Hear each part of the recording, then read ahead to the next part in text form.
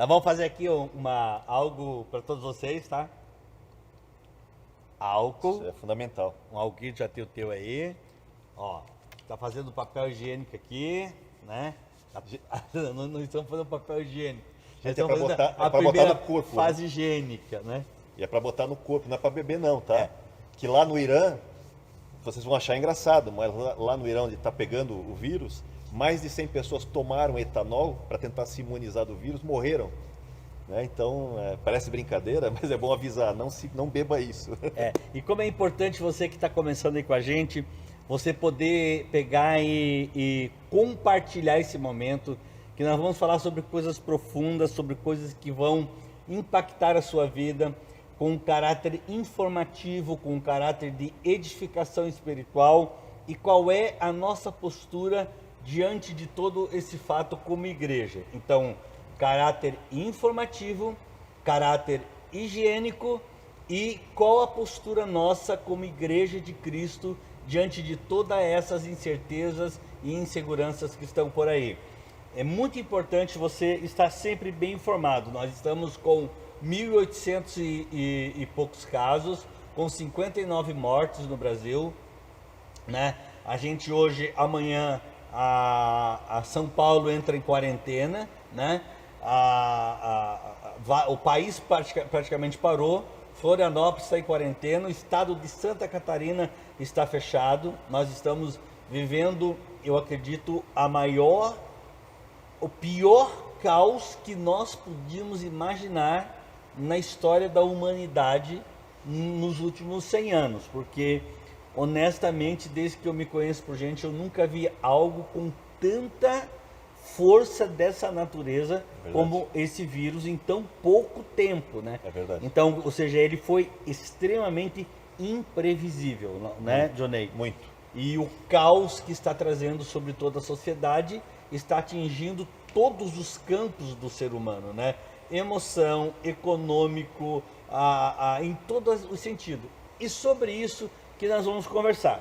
Nossa primeira ritmo de ação aqui, né, foi de nós passar o álcool na mão, né? Sim. Então, a primeira coisa que eu quero conversar contigo, Johnny, depois nós vamos pegar a parte também que eu não conversei com ele sobre escatologia, a respeito do caráter escatológico, do que nós estamos vivendo, né?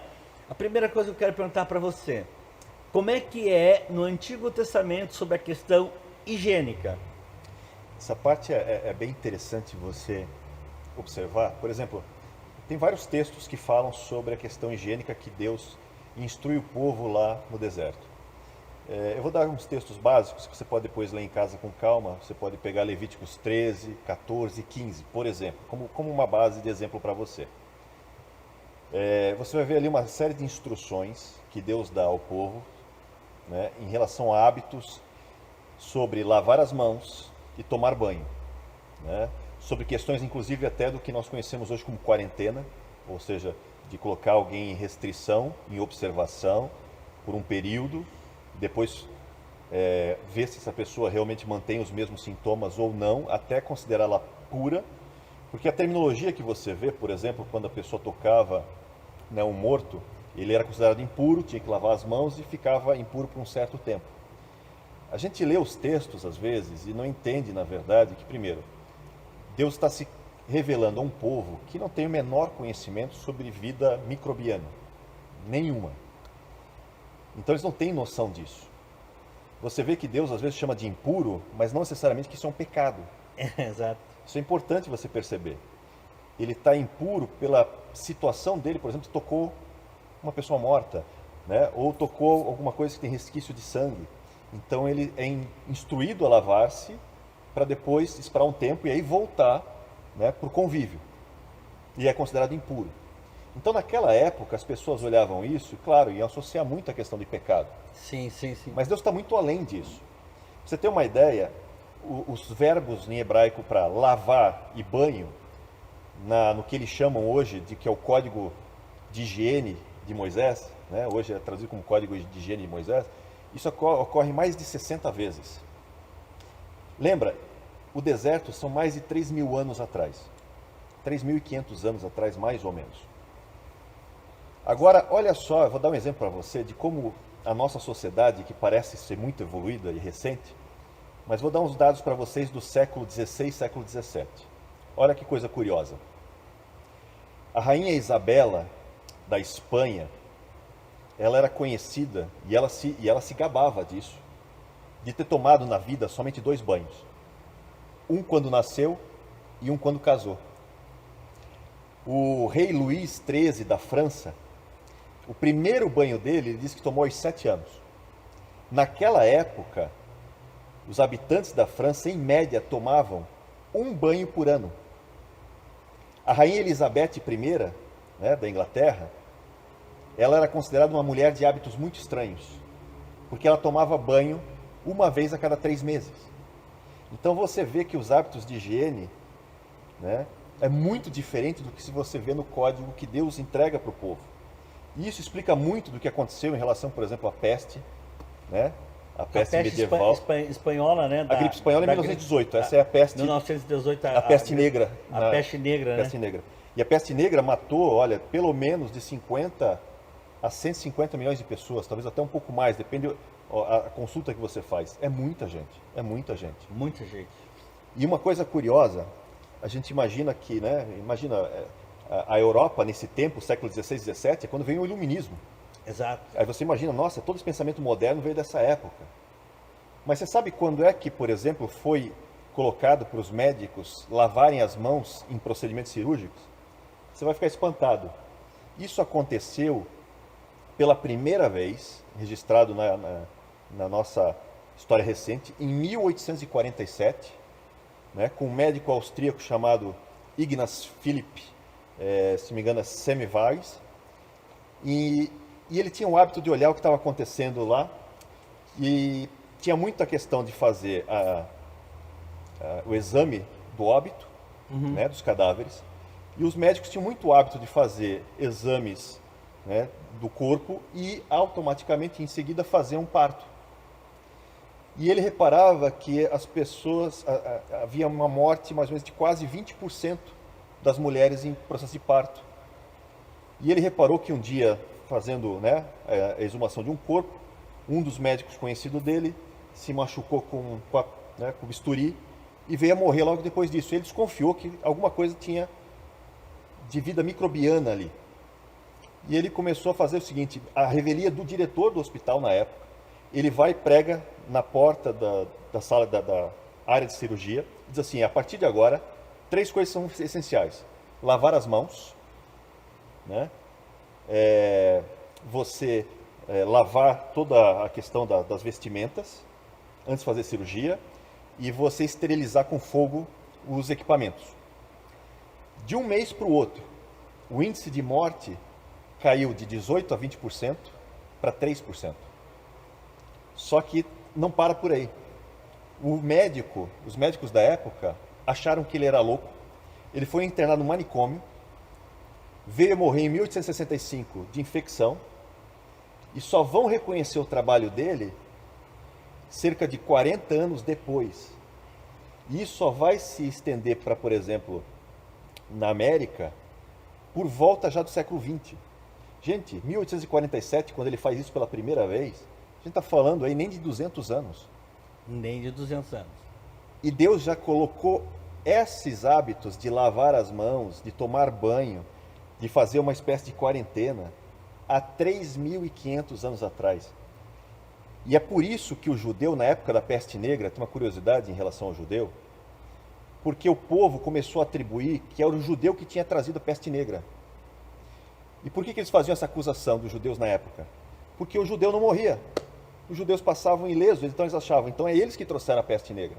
Mas na verdade não. Os hábitos que Moisés colocou e que os judeus seguiam ainda, de lavar as mãos, coisas muito simples, como hoje. Hoje, né, a gente está brincando, já estamos no século XXI, aprendendo novamente a lavar as mãos, a ter certos padrões de higiene. Coisa que há 3.500 anos atrás, né, Deus já instituiu. Por quê? Porque Ele sabe das coisas. É aquela história, às vezes Deus coloca alguma recomendação que parece a nossa, né, vã ignorância algo tolo. Mas não tem nada de bobo na Bíblia. Ela está muito à frente do que a gente possa imaginar. Sempre à frente. E isso que é muito importante que a gente tenha ciência, né? Ou seja, a ciência, na verdade, não descobre nada. Na verdade, ela só acha Ela confirma. aquilo que já está na palavra de Deus, né? Ou seja, aquilo que Deus já falou há 3.000 anos atrás, hoje está sendo instruído como proteção a uma doença, a um vírus, a uma situação que ninguém jamais esperaria. Sem falar os hábitos alimentares, né? A gente discute Exato. que talvez esse vírus tenha vindo de um mau hábito alimentar, do Eles, qual... eles têm falado que esse vírus ele pode ter derivado do morcego, né? Eu vi duas correntes, morcegos e cobras. Na verdade, ninguém sabe exatamente qual dos dois. Por causa da similaridade com nesses dois tipos de animais. Principalmente morcego, que é o mais provável. Aproveitando essa pegada aí do vírus, né? Esse vírus ele começou na China, perfeito? Em janeiro, né? Em dezembro. Em dezembro. Na verdade, agora a gente tem os dados de documentos de Wuhan lá. Parece que eles esconderam isso desde setembro do ano passado. Parece que tem... Desde setembro do ano ano passado. Agora tá correndo um vídeo aí, eu acho que é fake news, porque eu não entendo chinês, tá? Mas que o cara fez lá uma declaração sobre governar o mundo, etc e tal. Porém, né, que é o líder do Partido Comunista Chinês lá, que é no caso, o líder deles lá, que chegou uma hora. O que é interessante é que eles esconderam e hoje praticamente eles estão no processo de descendente da curva. Na curva descendente em que ninguém mais é contaminado. E eles estão levando do tipo salvação para o mundo, né? E é engraçado que essas coisas se convergem, que quando começou a grande guerra comercial com os Estados Unidos. Na tua opinião, Johnny, tu que manja muito desse campo escatológico, tu acha que a China ela vai ter um papel tipo fundamental nos desdobramentos do final dos tempos? É muito provável, pelo poder econômico da China e pelo seu exército, digamos assim. Não dá para esquecer que a China é parceira da Rússia, né? Então tem toda uma questão geopolítica aí muito forte. É duro você conseguir confirmar qualquer uma dessas acusações, por exemplo. Não tem como você fazê-lo de uma forma, ainda mais nós que temos um acesso à informação não tão aberto assim. Provavelmente os órgãos de inteligência americanos e outros devem estar analisando esse caso, né? Mas mesmo assim, mesmo que seja comprovado, ainda é difícil você fazer ou justificar um ataque por isso, porque é muito difícil você comprovar algo do gênero, a não ser que você pegue isso do laboratório, se foi realmente manufaturado, mas muitos estudos dizem e confirmam que não foi, que é uma mutação natural. Então é difícil você fazer, quando você tem vários especialistas fazendo, digamos, dizendo que não é algo fabricado, uma arma, digamos assim. Perfeito. Né? Então não dá para fazer uma acusação, mas dá para dizer o seguinte: o fato é que o mundo está mudando.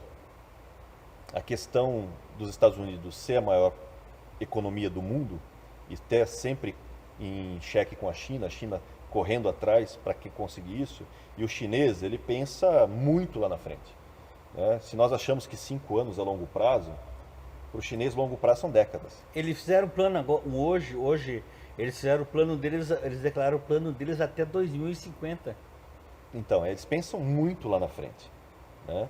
Então, e eles têm todo o interesse em se tornar a maior economia do mundo, né? Isso não está posto em discussão, na verdade eles têm trabalhado para isso, mas claro, isso não justificaria certas atitudes de forma alguma, né? A economia não justifica a perda de vidas dessa forma, mas o papel, sim, não é, nos últimos tempos, quando você vê Joel, por exemplo, Joel 3 é um texto muito forte. Ele fala assim: naqueles dias, naquele tempo, né, em que eu restaurar a sorte de Judá e de Jerusalém, né, no versículo 1 ele fala isso, e é interessante a ordem com que ele fala, porque ele pega, primeiro eu vou restaurar a sorte de Judá. O que é a sorte de Judá? Você viu em 1947, quando a ONU vota o Estado judeu, e em 48 eles ganham a independência, ou seja, o Estado judeu, a sorte dos judeus foi mudada naquele dia, naquele tempo. 20 anos depois, por causa da Guerra dos 6 Dias, a sorte de Jerusalém é mudada. Por quê? Porque até 67, os judeus só tinham metade de Jerusalém. A outra metade estava com a Jordânia. Então veio a Guerra dos 6 Dias e a sorte de Jerusalém foi mudada. Eles conquistaram toda a cidade de Jerusalém e mais outras áreas ainda do território. E você vê o texto de Joel se cumprindo à risca em Joel 3:1. No versículo 2, e aí Deus fala assim: agora, a partir disso, eu vou começar a congregar todas as nações ao redor de Jerusalém, porque eu vou entrar em juízo contra elas, né? Porque repartiram a minha terra no seu meio, né, entre si. Então você vê que desde 47 para cá, você vê uma série de conflitos no Oriente Médio crescendo. E hoje você olha para a Síria é uma mini guerra mundial lá, porque você tem todos os exércitos das grandes potências que incluem Rússia, China, Estados Unidos e outros países, vários outros como Irã e outros, com algum tipo de base ou algum tipo de vínculo naquela região. Ou seja, a profecia está se cumprindo à risca. Aos poucos, ao longo dos anos, Deus está juntando em volta de Jerusalém todos esses exércitos e em algum momento eles vão ter sim um papel fundamental nessa história, não tenha dúvida. Isso é incrível, né? E dentro desse conceito hoje econômico, né?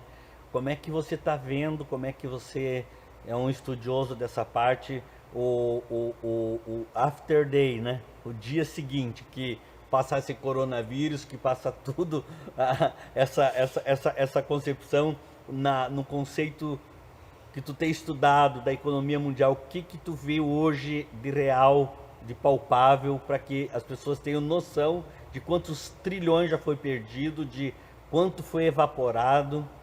Primeira coisa que você tem que entender é que isso vai passar, tá, gente? A primeira coisa que você tem que colocar na cabeça, isso vai passar. Pode levar ainda semanas, talvez até meses, mas vai passar, não tenha dúvida disso. Até porque isso parece meio cíclico. Por exemplo, a gente falou da peste negra, né? Nós falamos da gripe espanhola, nós falamos da gripe asiática, que já foi falado em outras vezes. Eu estava avaliando um estudo do Centro de Pesquisa americano relacionado às recessões. Por exemplo, em 1890 você tem a gripe russa, 1890, 1891. Nos anos subsequentes da gripe russa, da pandemia da gripe russa, recessão. Em 1918 você tem a gripe espanhola, que vai até 1920. A gripe espanhola tem 2 períodos de recessão por causa dela, né? E foi uma das piores gripes, porque você tem ali 500 milhões de infectados na gripe espanhola. 500 milhões, para você ter uma ideia disso, gente, é cerca de 25% da população mundial na época, há cerca de 100 anos atrás. Desses 500 milhões, alguns estudiosos colocam o número de mortos entre 50, podendo chegar até 100 milhões de mortos pela gripe espanhola. Isso dá pelo menos 5% da população da época. É muita gente. Consequentemente, nos anos seguintes à gripe espanhola, você tem 2 períodos de recessão forte. Depois você tem, por exemplo, a gripe asiática. A gripe asiática também traz recessão. Então você tem, ao longo da história, um padrão nessas pandemias trazendo um tipo de recessão. E ao que tudo indica, o coronavírus não vai ser diferente, né? Ele já fez um estrago gigantesco, né? A gente estava comentando a última vez. Se você não tem noção do estrago, eu vou dar alguns números para você. Só no mercado de ações mundial. No mercado de ações mundial nós tivemos uma perda, evaporaram mais ou menos 24 trilhões. Hoje a bolsa caiu de novo, talvez esse número até tenha aumentado mais. 24 trilhões de dólares, só o mercado de ação, não estou falando de títulos, estou falando de commodities, não estou falando nada do resto, só ações. 24 trilhões, para você ter uma noção do que isso significa, o PIB do Brasil em 2017, 2018 oscilou por volta de 2 trilhões de dólares. Isso significa que são mais ou menos, a grosso modo falando, 12 anos de PIB brasileiro, né, que evaporaram, sumiram. É como se 2008 a 2020 nunca tivesse existido. Para você ter uma ideia do volume de dinheiro que desapareceu num tempo recorde, gente. É mais rápido essa liquidação de valor do que foi a crise de 29, a Grande Depressão de 29, do que foi a Segunda-feira Negra de 87. E isso não parou. A gente continua tendo consequências. Por quê? Porque o cenário ainda é incerto, tem muita volatilidade. o pessoal não tem segurança do que vai acontecer ainda. Então, a tendência daqui para frente é difícil você dar um parecer do que virá depois disso, porque a gente não sabe quando acaba exatamente. Exatamente. E também a mudança de hábito, né? A igreja hoje, ela obrigatoriamente, ela foi transformada. Foi. Os templos não estão, os prédios não estão abertos, as pessoas não podem congregar, as pessoas não podem se reunir. Nós estamos falando agora aqui para quase 500 pessoas. Aliás, eu quero falar para você compartilhar, né, para você repartir com as pessoas, para que mais pessoas sejam abençoadas com essas informações, né? Mas algumas coisas eu tenho também percebido na igreja, né? Por exemplo, ninguém pode negar que a igreja tinha virado um grande mercado. Em vários aspectos, sim. Não é? Em vários mercados. Eu me lembro que eu recebi convite para mim participar de um evento em São Paulo em setembro, para pagar para mim assistir alguns pregadores, R$ 2.000 o camarim, a R$ 1.500 as poltronas de frente. Agora eu quero ver essa pessoa devolver esse dinheiro todo, porque até o final do ano eu não sei se vai haver a permissão de reunião de pessoas. Há 30 dias está fechado, quer dizer, até o final do mês de abril não se reúne mais nada, não é? Não. Os cantores gospel que empanturaram os seus bolsos com dinheiro e cachês caríssimos das igrejas, acabou. Os itinerantes que exploravam, muitos deles das igrejas, óbvio que a gente tem as exceções de pessoas de bem, pessoas que vão na igreja, isso também acabou. E vale frisar que são muitas as exceções, tá? E são muitas as exceções, a gente tem que ser justo, mas os que cobravam também 50, 150 mil reais de prefeituras para fazer shows gospel e uma série de coisas, tudo isso acabou. Também já não tem mais como você fazer o leilão de oferta. Desculpe, a Palavra Viva nunca adotou isso como sistema. Não que isso não tenha acontecido algum dia por um pregador de fora, né? Mas nós nunca tivemos isso como sistema. Por quê? Porque não tem mais pessoas presentes no culto. Quer dizer, o leilão de oferta acabou também. Ou a igreja... Então, o que eu entendo hoje? Ou a igreja vive pela fé, ou ela vive pela fé. Ela tem que se reinventar. A igreja, na verdade, ela vai amadurecer. E é interessante porque isso também tem tudo a ver com a escatologia no sentido dos últimos dias. Por causa do avivamento dos últimos dias. O que você vê? Na Bíblia, a Bíblia sempre fala com tipologia de colheita. A gente sabe que virá uma grande colheita. A grande colheita a gente chama de arrebatamento.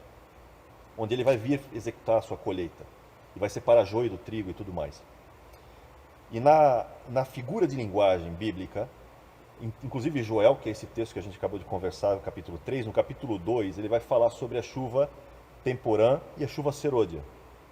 O qual Pedro, quando vai fazer aquele discurso, onde vários, milhares se convertem ali, ele cita Joel e diz, o que está acontecendo hoje aqui é aquilo que Joel profetizou, sobre derramarei do meu espírito, sobre essa chuva que vai ser derramada sobre o povo.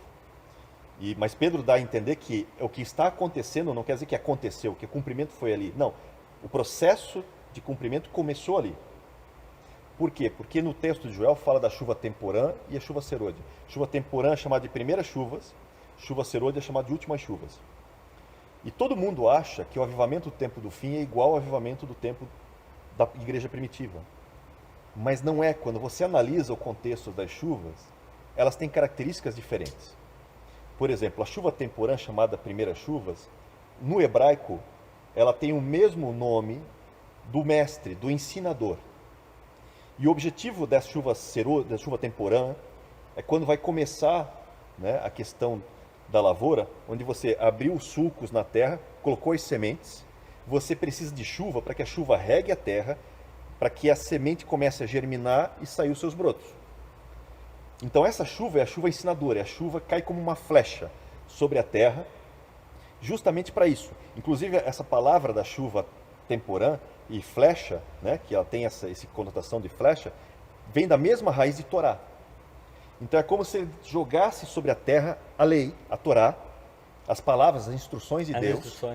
Porque lembra, Jesus disse que colocou nos discípulos e em nós a semente da palavra. Exato. Né? Agora essa semente tem que o quê? Ser regada pelo Espírito, a água do Espírito, né? Essa unção do Espírito, para que ela germine e cresça. Então esse é o avivamento das primeiras chuvas, é o avivamento da igreja primitiva. É a igreja que está começando. Então o que acontece? A água do Espírito rega a terra para que a semente da palavra cresça e cresça rapidamente. Que é o que aconteceu. O mundo foi mudado por causa do Evangelho. Mas existe a chuva da colheita. Isso é no início. Agora ele vai colher. Que é a chuva serôdia. São as chamadas de últimas chuvas, que Tiago também fala das primeiras e últimas chuvas.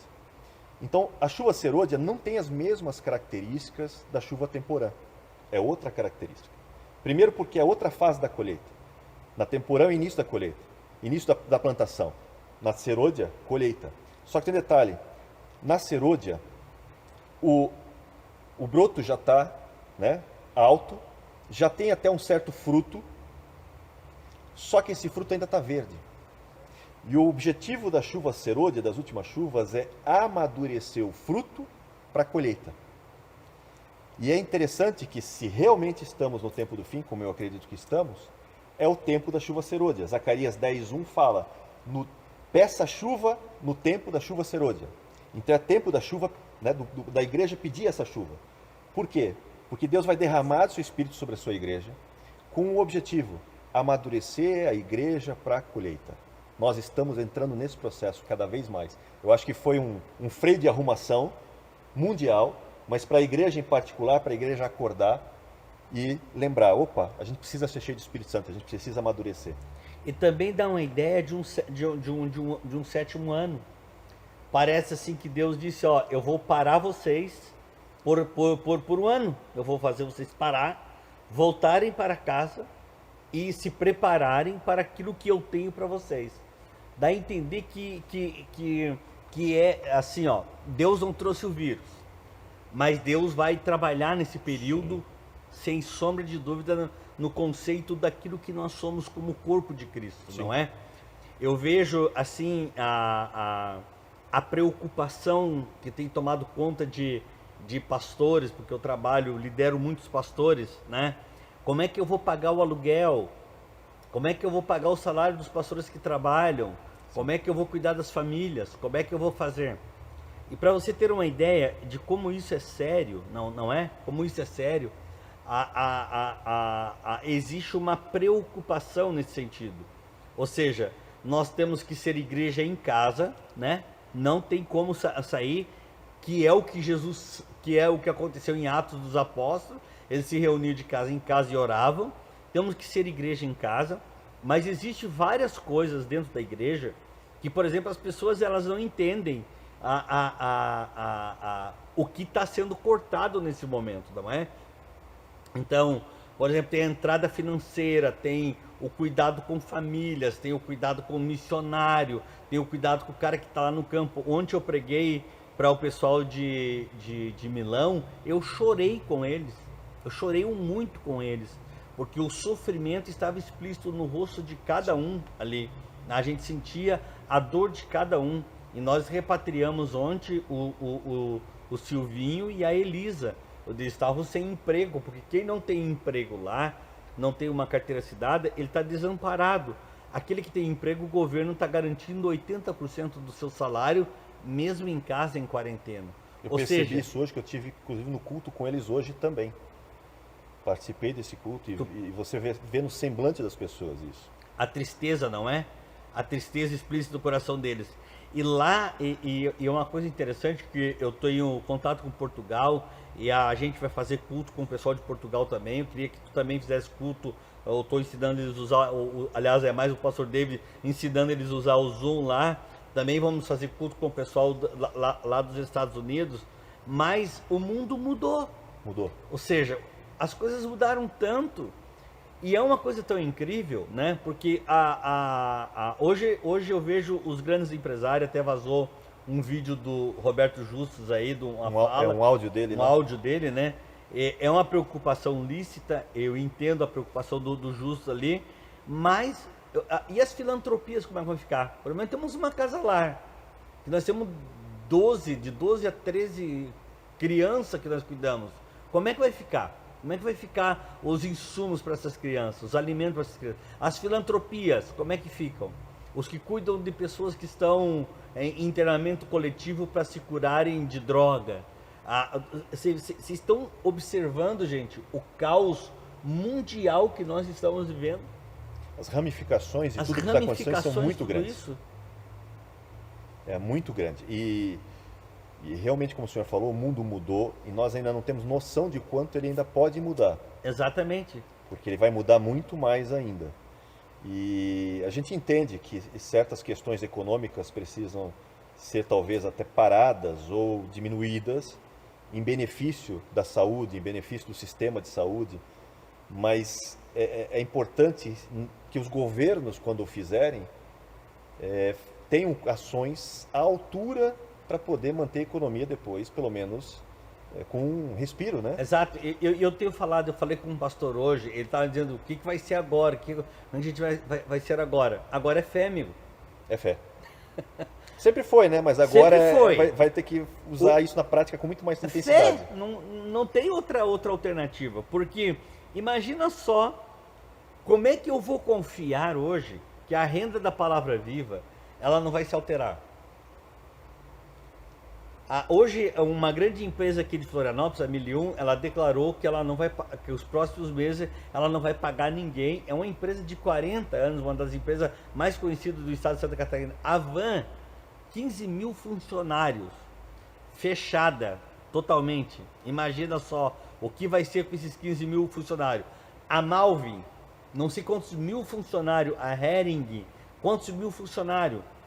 Todo esse povo está parado. É um efeito dominó aí. É um efeito dominó. Mas não é só aqui, né? Não é só aqui. Isso que é o mais incrível, é global isso. É global. São Paulo amanhã para tudo. Rio de Janeiro, idem, para tudo. Não é? A Londres amanhã, para tudo. Tudo.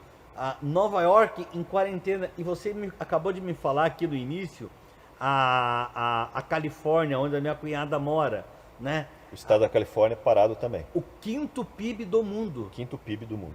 Todo parado em quarentena. O coração de americano, digamos assim, parte, né? Porque Nova York é outro. Eu boto Nova York que também está parado. Que também entrou em quarentena, e tu coloca a Califórnia. Os dois maiores polos do mundo que juntam-se com Las Vegas, não é? Ou seja, a Nova York vive de turismo, a Las Vegas de turismo, a Califórnia de turismo, e o mundo todo parado sem viajar, empresas falindo, né? Ou seja, nunca na história da humanidade nós vivemos o que nós estamos vivendo. Então, mais do que nunca, a igreja precisa ser luz desse mundo e sal dessa terra. Não é verdade? Eu acredito que nesse momento existem dois textos que são fundamentais você lê-los, colocar no seu coração, meditar sobre eles e pedir ao Espírito que torne isso em você uma realidade. Vou dar dois textos para começar. O primeiro texto está em 2 Timóteo 1,7. Deus não nos deu espírito de covardia ou espírito de medo, mas de poder, amor e equilíbrio. Então, eu sei que tudo isso dá medo, parece que dá medo. Por isso que é interessante, eu vou juntar com esse texto de Timóteo, vou pegar Jesus em Mateus 24, 6, a segunda parte do versículo, quando ele está citando ali umas guerras, rumores de guerras, né, terremotos, pestes e tudo mais, e ele fala uma coisa fundamental, ele diz assim: não vos assusteis. Já está cantando a pedra, já está cantando, está dizendo assim, tudo isso vai assustar, mas já estou adiantando para vocês, não se assustem, porque é necessário que essas coisas aconteçam, mas ainda não é o fim, porque ainda tem uma série de eventos que precisam acontecer para viabilizar essa situação toda, que a gente sabe que vai acontecer, porque a Bíblia vai se cumprir, e a gente acredita que não, isso não está tão longe, né? Os próprios eventos, a intensidade dos eventos denotam isso, né? Mas é importante, primeiro, eu sei que dá medo, porque você tem o medo do vírus, né? O pessoal está paranoia do vírus, medo mesmo do vírus, e agora está começando a levantar o medo econômico. E todos os dois medos têm um fundamento. Daqui a pouco os dois medos vão competir entre si. Ou seja, você vai cercado do medo. Gente, não vos assusteis, confie em Deus. Se Ele deu o espírito de poder, amor e equilíbrio, exerçam esse poder, você tem autoridade para isso, com amor, porque a fé opera pelo amor, como diz Paulo lá em Gálatas. A fé tem que operar pelo amor, não é fé por fé e nem fé na fé. Porque lembra, 1 Coríntios 13:2 diz, mesmo que eu tenha fé a ponto de mover montanhas, mas se eu não tiver amor, nada serei. Então a fé sempre tem que operar pelo amor. A tua fé tem que estar vinculada ao amor, tá? Para que ela tenha uma eficácia plena. E equilíbrio, gente. Equilíbrio, não é de um extremo para o outro. Né? A pessoa que às vezes eu vejo, às vezes vai se suicidar amanhã porque ouviu uma notícia, e ao ouvir outra notícia vai gastar aos montes. Calma, gente, é equilíbrio. Você tem espírito de equilíbrio. Use isso que o Espírito já colocou em você. Você tem isso. Exerça. E como diz Jesus, não se assuste. Porque é necessário. Essas coisas têm que acontecer. E lembra, Jesus lá na frente vai dizer, quando essas coisas começarem a acontecer, levantai as vossas cabeças, porque a vossa redenção está próxima. Então tenha fé, mantenha a sua fé. Vamos amadurecer, vamos aproveitar que essa chuva cerolha está caindo aí. E vamos, gente, amadurecer, porque a colheita não está distante. E uma coisa, pastor Jonei, que eu quero assim, que como nós, seres humanos, nós não temos o domínio do tempo. Não. E o coração do homem, como diz o provérbio, pode fazer plano, mas a resposta certa vem do Senhor. Amém. Eu lembro porque você foi uma das pessoas que eu consultei e eu conversei com todos os nossos líderes aqui da igreja, eu compartilhei com todo mundo que eu pretendia sair uma vez por mês e passar a fazer um trabalho mais apostólico. Eu estou falando isso, eu tenho que rir, porque há um mês atrás eu fiz esse projeto, tá certo? Sim. Só que quando eu cheguei em Portugal, eu percebi que eu tinha que voltar para casa, eu tinha que voltar rápido, eu não podia ficar até o prazo que eu estava pré-definido já em agenda e em passagem. E foi uma coisa tão interessante que o próprio agente da Azul, ele não me cobrou nenhum tipo de mudança, nem de tarifa, nem de preço de passagem, e ele simplesmente mudou a minha data de volta e eu voltei a 11 dias com antecedência. A semana que eu cheguei aqui, hoje, a gente já está chegando no dia 22, já vai para quase 30 dias que eu estou em Florianópolis. Mas a partir da outra semana já começou a ter epidemia em Portugal. Sim. Ou seja, já começou. Se eu ficasse até o dia 7 lá, eu pegava a epidemia na sua essência, em Portugal. Sim. Veja como essas coisas são sérias. Ou seja, nós não temos controle das coisas. O homem pode fazer planos, mas a resposta certa vem do Senhor. É verdade, é verdade. Por isso que é importante a gente ler o espírito do tempo, né? A gente vê esses eventos acontecendo e fica aquela dúvida, o que vem depois, né? Como eu falei, é muito difícil você fazer algum prognóstico. Mas a gente sabe que virá um governo, virá uma união de países e tudo mais. Alguns anos atrás a gente já tinha conversado muitas vezes sobre isso. E muitas vezes a gente, lendo o que está acontecendo, a gente diz, olha, do jeito que está, vai vir uma crise aí muito forte. Em algum momento ela vai vir, né? E quanto mais demorar, de preferência melhor, porque a gente já tem uma noção de como ela seria difícil. E parece que ela está começando a acontecer. Ela ainda não chegou nas vias de fato.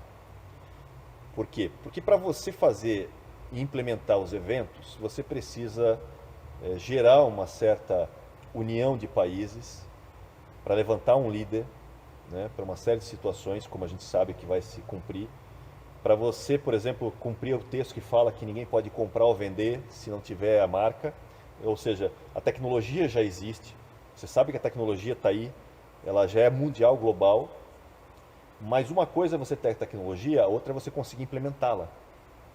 Por exemplo, para você fazer isso, dá a entender que você não precisa mais ter dinheiro físico, você precisa ter o dinheiro eletrônico, para que o governo tenha controle sobre isso.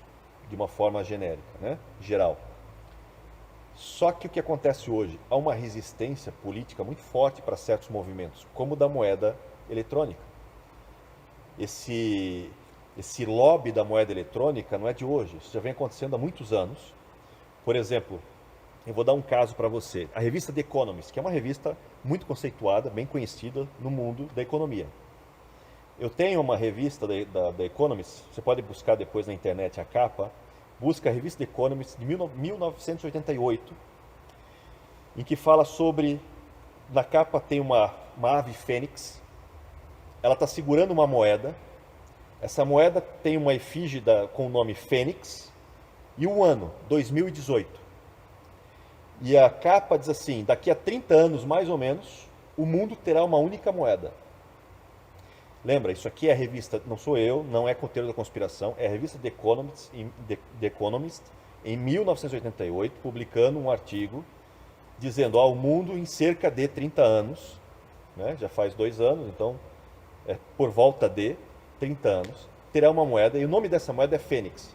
Por que eles dão o nome da moeda Fênix? E por que essas datas?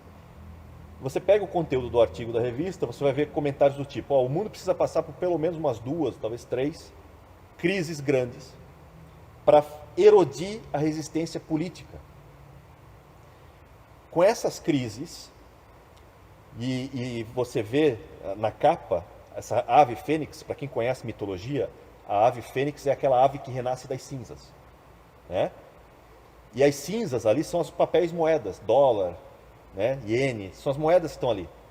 Ou seja, ela dá a entender o seguinte, que para que a Fênix, para que essa moeda única surja, você tem que acabar com a economia de alguma forma, a ponto de ela renascer das cinzas da economia anterior. Só que para isso acontecer, o que acontece hoje? Resistência política. E para você eliminar a resistência política, você precisa de uma crise de grande monta. Só você ver o que está acontecendo no mundo hoje. Repara o que está acontecendo na União Europeia, repara o que está acontecendo nos Estados Unidos, repara nas conversas que está aqui no Brasil. À medida que as coisas se agravam, certas, digamos, determinações ou medidas que nunca se imaginava que seriam tomadas, passam a ser tomadas. Por quê? Porque a gravidade da situação é tal que a resistência política ela é quase que eliminada.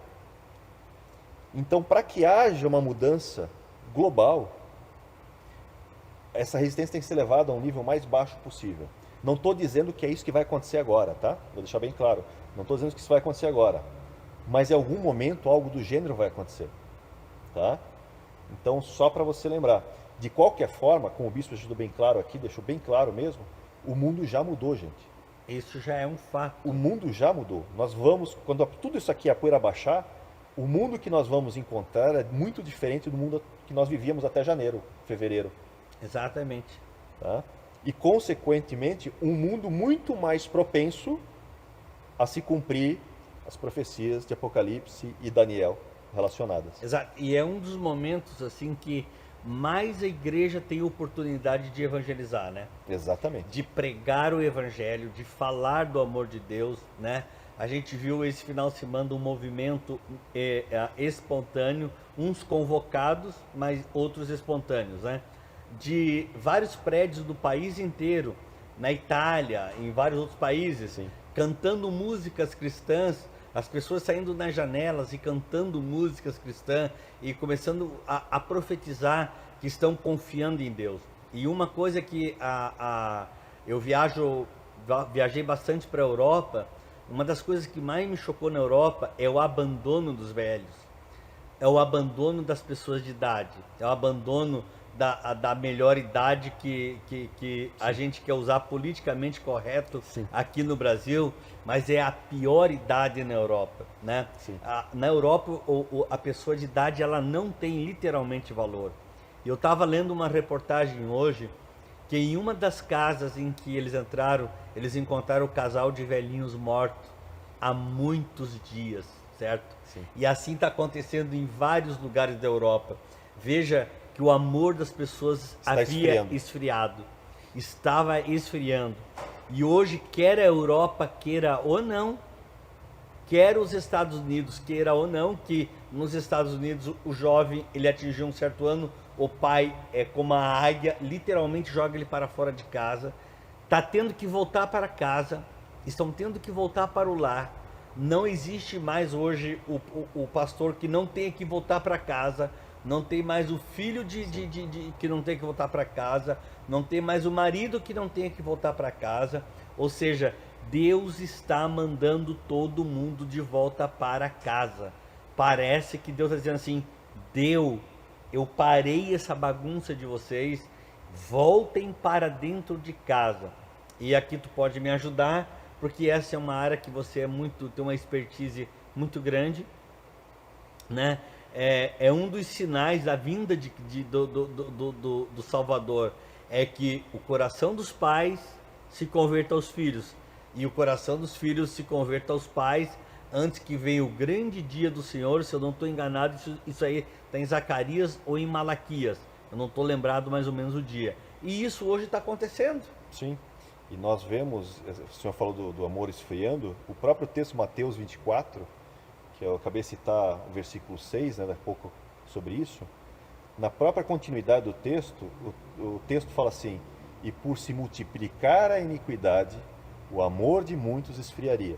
Então você vê isso literalmente acontecendo, mas esse, digamos, freio de arrumação que Deus está colocando, aproveitando a situação toda para colocar no mundo, né, é para mexer realmente com a gente, com os nossos valores, voltar a certos valores. É uma forma de avivamento, digamos assim.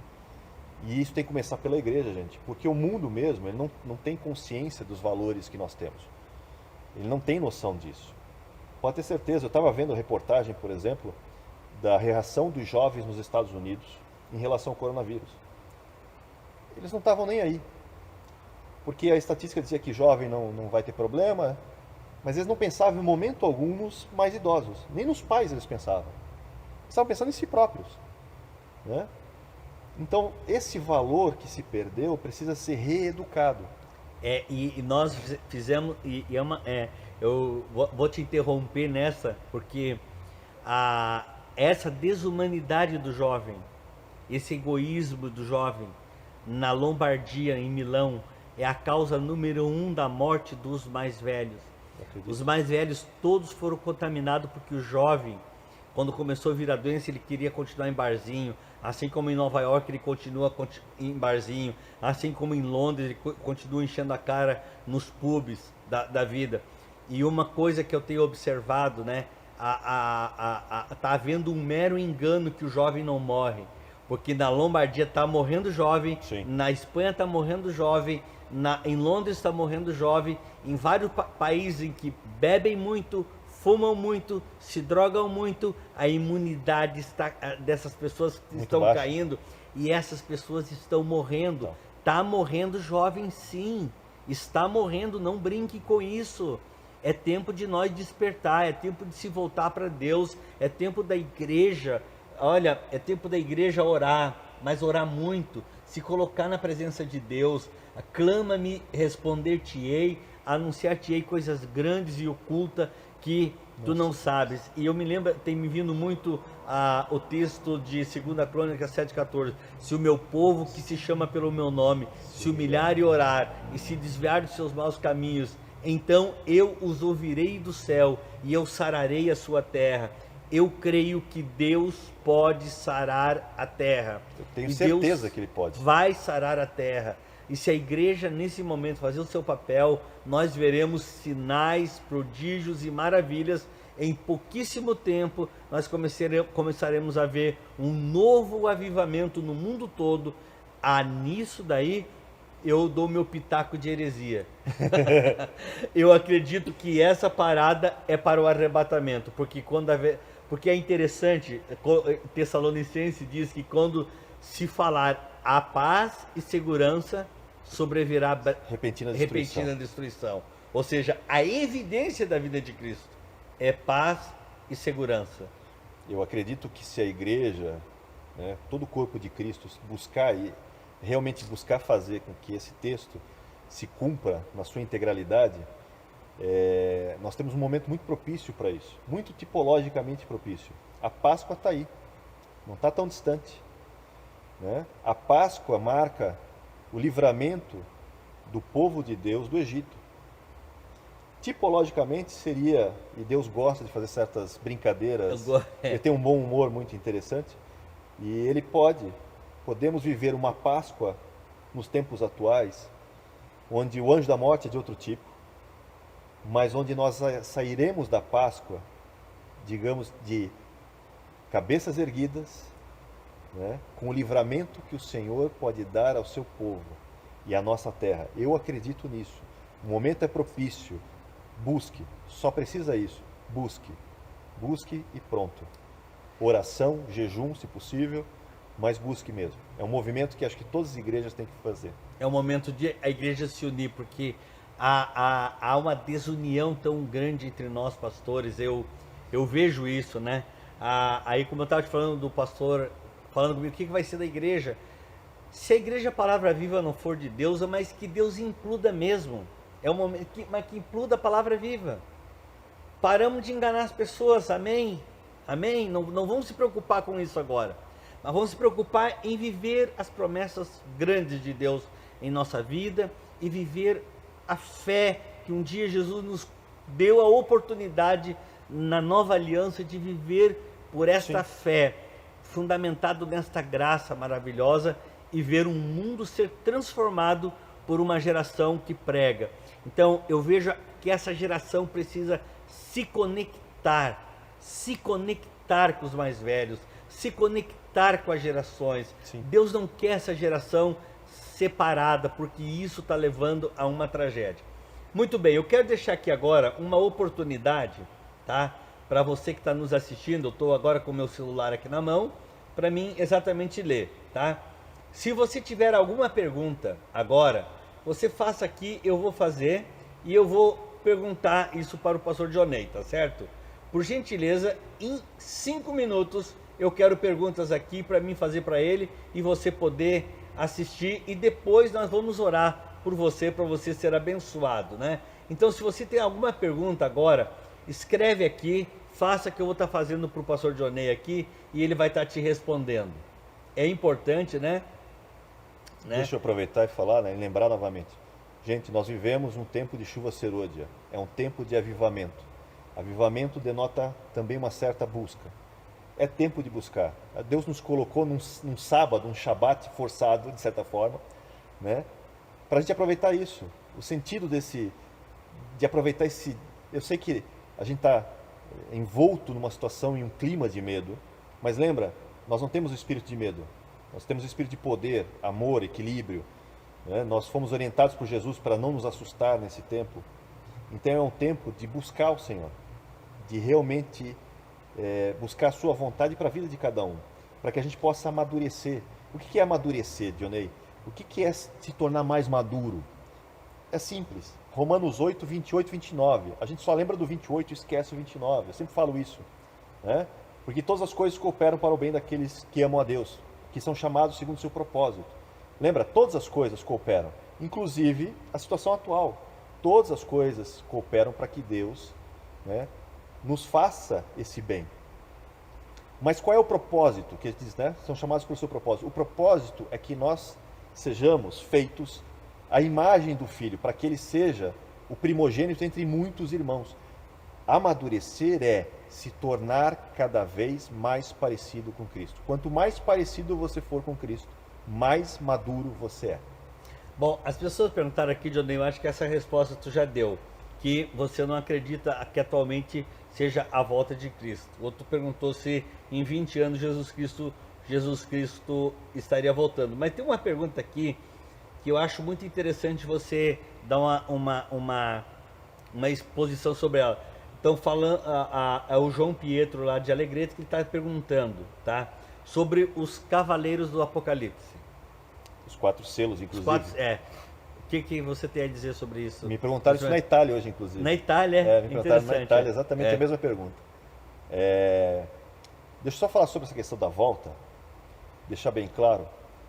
Eu não vou marcar datas, não tem como marcar datas. Eu posso dizer a época, porque Paulo diz que quanto a tempos e épocas nós podemos saber.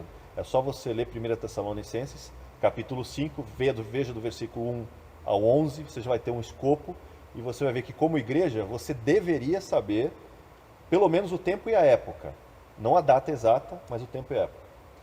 Bem, o texto de Joel que eu acabei de citar, Joel 3:1, fala que naqueles dias e naquele tempo ele mudaria a sorte de Israel e a sorte de Jerusalém. Desculpa, a sorte de Judá e a sorte de Jerusalém. Bem, isso quer dizer que os tempos já são esses. Então, quando é que ele virá? Gente, está às portas. Pode ser esse ano? Pode. Pode ser daqui a 5 anos? Pode. Pode ser daqui a 10 anos? Pode. No máximo, eu vejo talvez, algumas décadas. Pode ser. Eu não tenho como colocar isso. Existe uma margem aqui entre esse período de tempo. E eu não acredito que estamos nos selos ainda. Né? Muita gente acha, a gente entrou no selo. Né? Já estamos, sei lá, no 4º, 5º selo. Tem gente que já foi lá no 6º selo já. E o cavalo branco? O cavalo branco é o primeiro selo. É o primeiro selo, né? O cavalo branco é curioso, porque o cavalo branco ele tem uma curiosidade e eu vejo que Deus tem novamente um bom senso de humor em algumas coisas. O cavalo branco, com seu cavaleiro, o texto diz que é dado a ele um arco. Só que ele recebe um arco e não flechas, ele recebe um arco e uma coroa. Tem muita gente dizendo, olha, o coronavírus é a coroa do arco do cavaleiro, né, branco. Por quê? Porque coroa, está relacionado do mundo todo, quer dizer, o corona é uma imagem do primeiro cavaleiro. Apesar da coincidência, que talvez não seja tão coincidência assim, mas serve como sinal, serve como alerta, tem que lembrar que o cavaleiro tem que aparecer. E o cavaleiro, esse cavaleiro do cavalo branco, do primeiro cavaleiro do Apocalipse, muita gente interpreta como Jesus, mas não é Jesus, é o anticristo. E o anticristo ainda não deu as caras. Tá? Ele ainda não se vê claramente, existe um padrão de como ele vai se manifestar. Tá? E não é uma pessoa tão conhecida como às vezes o pessoal diz, né, de vários líderes da Europa, como se diz. Não, ele vem na surdina. Então, o cavaleiro branco é o anticristo e ele ainda não deu as caras de forma clara. Tá? O segundo cavaleiro é o cavaleiro do cavalo vermelho, se não estou enganado, que é a guerra. Bem, talvez toda a situação gere uma guerra, é possível, não dá para descartar essa hipótese, porque já existe um certo atrito que está sendo criado principalmente entre China e o resto do mundo, de certa forma.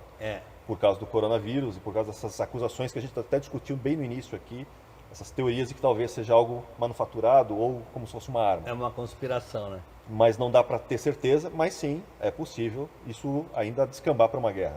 Por isso que eu digo que é um cenário muito difícil você prever alguma coisa.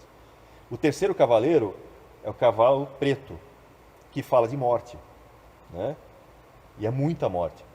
E o quarto cavalo é o cavalo, em algumas traduções está como amarelo, mas no grego é chloros, a cor. E chloros, lembra de clorofila, né, das plantas? Chloros é verde, então é um cavalo esverdeado, tá? Que está relacionado à fome. Que você vê uma sequência, né? Você tem um grande líder que fomenta uma guerra, toda guerra gera mortes, por isso que é o cavalo preto, e toda situação de guerra e mortes vai gerar fome, que é o cavalo esverdeado. Mas nós não chegamos nisso ainda, né? O que nós temos visto são o princípio das dores. Lembra? Aquilo que a gente já conversou, nós estamos vivendo um período de final de 40 jubileus. 40 jubileus da cruz de Cristo para cá.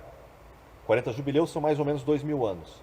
Não fez 2.000 anos ainda que a cruz aconteceu. A cruz é um marco entre o 4º e o 5º dia da cronologia bíblica, no Kairos de Deus.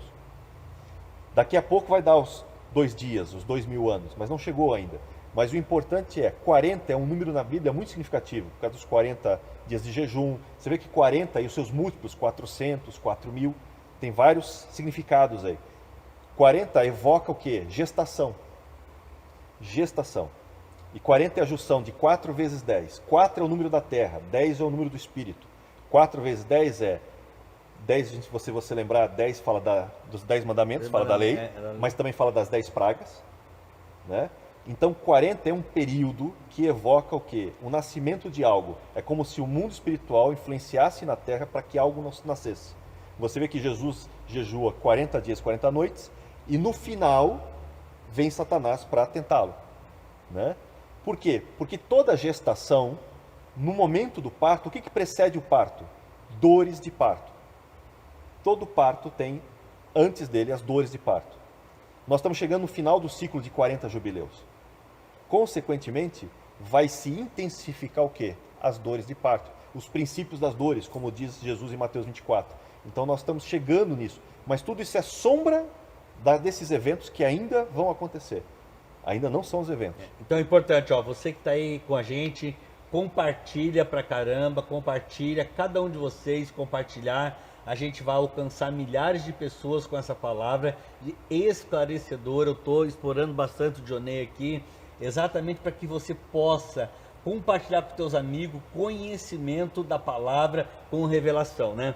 E, Dionei, uma pergunta muito importante aqui que eu acho que é importante, tá?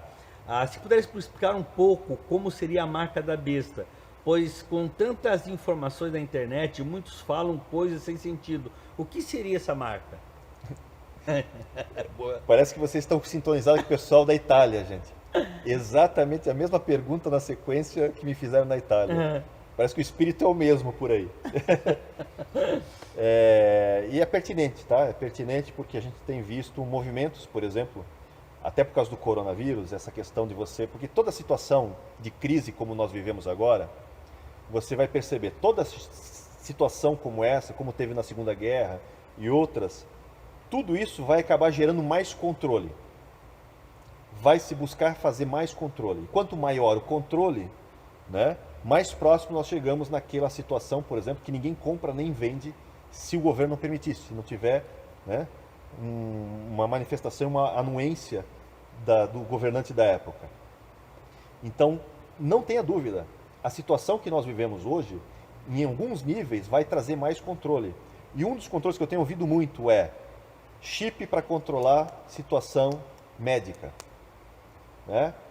Já ouvi vários artigos, li artigos de países já, sabe, colocando isso como algo cada vez mais necessário. Assim como você vê um movimento para eliminar o papel moeda, se você lembrar o coronavírus, a China fez questão de dizer que o coronavírus se propagava pelo papel moeda e eles estavam queimando o papel moeda, queimando o dinheiro lá na China para diminuir a questão do contágio, né? E isso também foi evocado em outros países. Por quê? Porque existe um movimento para acabar com o papel moeda, para virar tudo eletrônico, para que haja um controle maior. A mesma coisa, essa questão do chip médico. Não tenha dúvida, vai vir isso com cada vez mais força.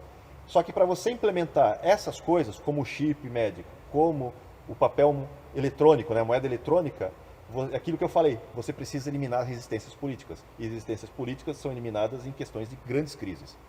Bem, o que é essa questão da marca? A marca é o chip, Dionei.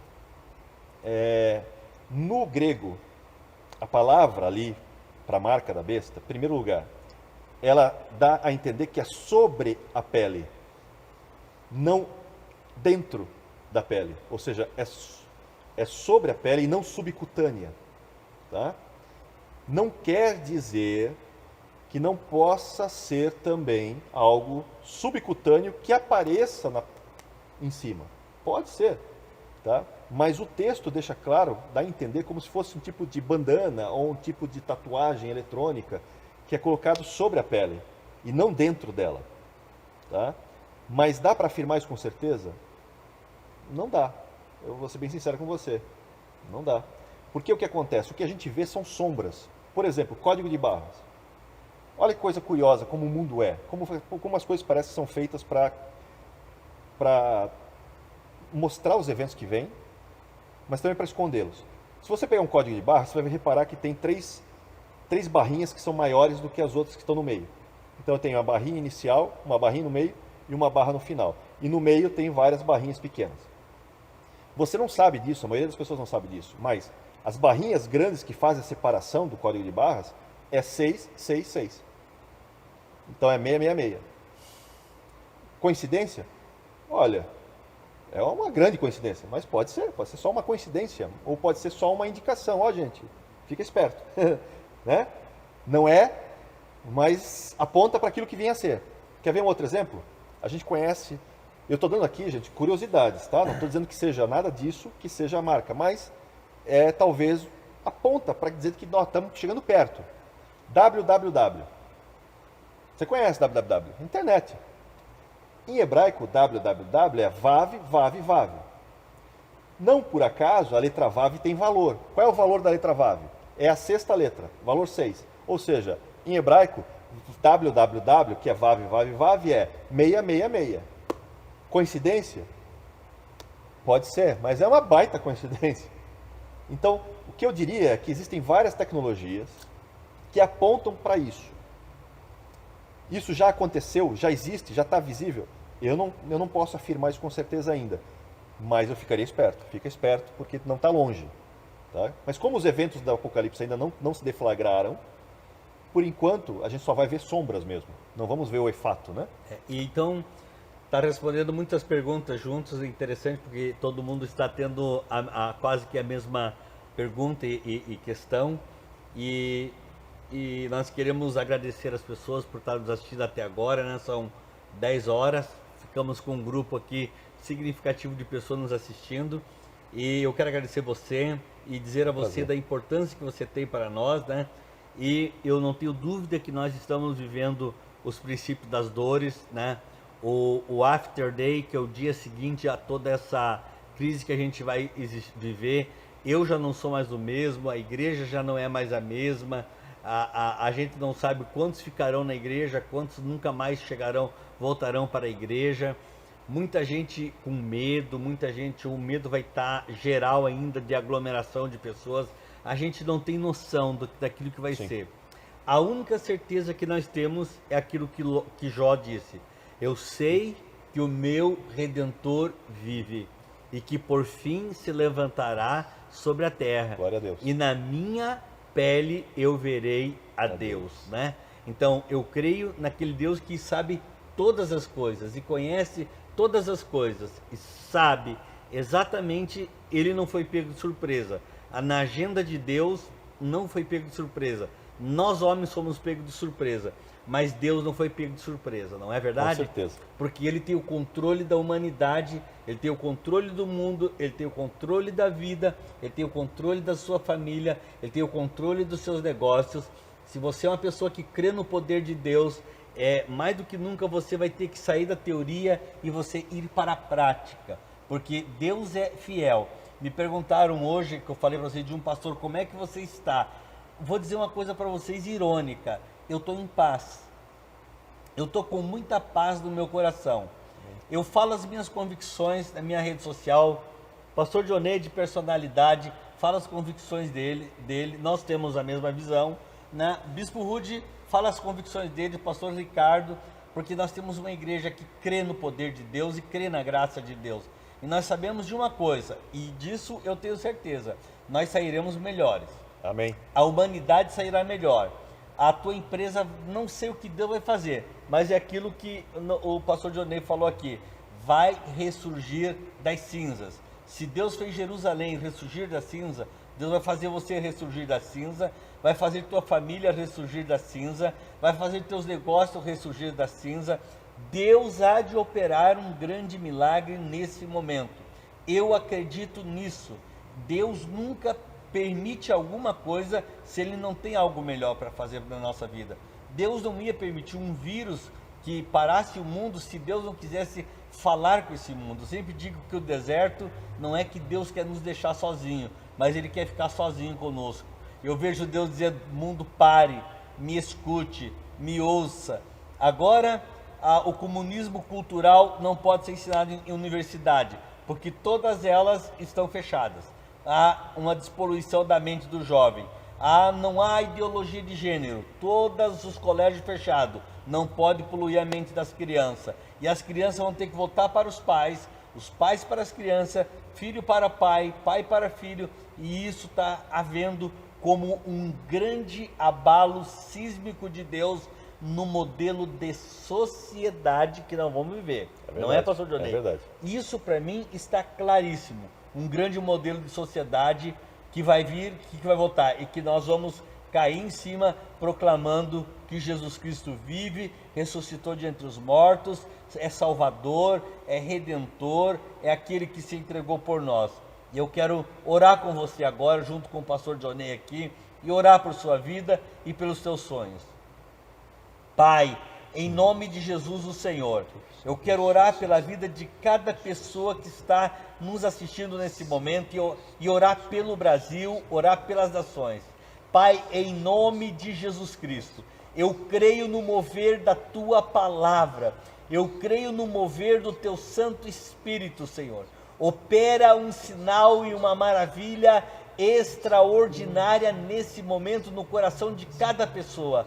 Pai, que as pessoas sejam tocadas pelo Espírito Santo, que as pessoas sejam cheias do Espírito Santo, que o Espírito Santo seja agora nesse momento tocando os corações. Meu Deus, nós repreendemos o espírito de medo, o espírito de pânico, o espírito de terror, o espírito de opressão, o espírito da insônia, em nome de Jesus, que o avivamento do Senhor se desperte, que as famílias estejam nos assistindo, sejam despertadas. Meu Pai, eu abençoo a vida de cada um deles, e eu creio que o Senhor suprirá cada uma das suas necessidades. Aquele que está com um sintoma de doença, que ele amanheça curado pela manhã, que pela manhã ele se acorde sem dores do corpo, sem nenhum tipo de enfermidade. Meu Deus, como ontem o Senhor curou uma mulher enquanto estava ministrando ali na Itália. Ah, meu Deus, eu creio no poder de Deus, eu creio no mover do Espírito Santo. Haja milagre enquanto nós estamos orando. Nós oramos pelo presidente do Brasil, pelos ministros, pelos governantes do mundo, Senhor, pelos cientistas, para que o Senhor traga revelação a um deles. Meu Deus, que agora um cientista crente seja iluminado pelo Teu Espírito Santo, para que haja uma vacina mundial e que nós vejamos em escala mundial uma grande transformação, Senhor. E eu tenho certeza que a melhor de todas as companhias nós temos, que é o Senhor. E se o Senhor for conosco, nós prevaleceremos, nós subiremos muralhas, venceremos exércitos, superaremos problemas, superaremos angústias, porque o Senhor é o Deus de toda salvação. Em nome de Jesus, eu te abençoo agora. Amém, amém e amém. Amanhã eu estarei fazendo a live de casa. Quarta-feira nós estaremos pregando aqui na igreja, tá certo? Quinta-feira nós estaremos vendo o pessoal da Unigrace para dar uma aula online. Sexta-feira em casa, e sábado e domingo nós estaremos com o culto ao vivo de todas as nossas igrejas, apenas na nossa página aqui da igreja.